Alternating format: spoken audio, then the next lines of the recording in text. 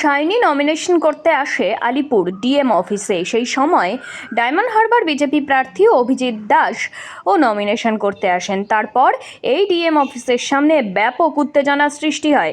BJP এবং টিএমসির slogan পাল্টা স্লোগান মোতায়েন হয় পুলিশ বাহিনীও।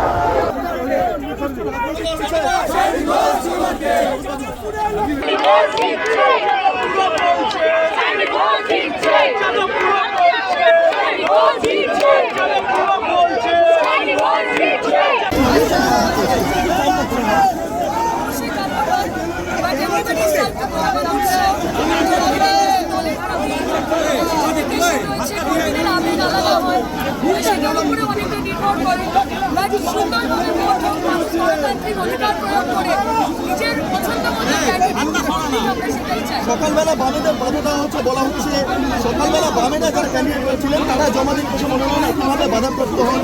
আজকে এখানে আপনারা এসেছেন,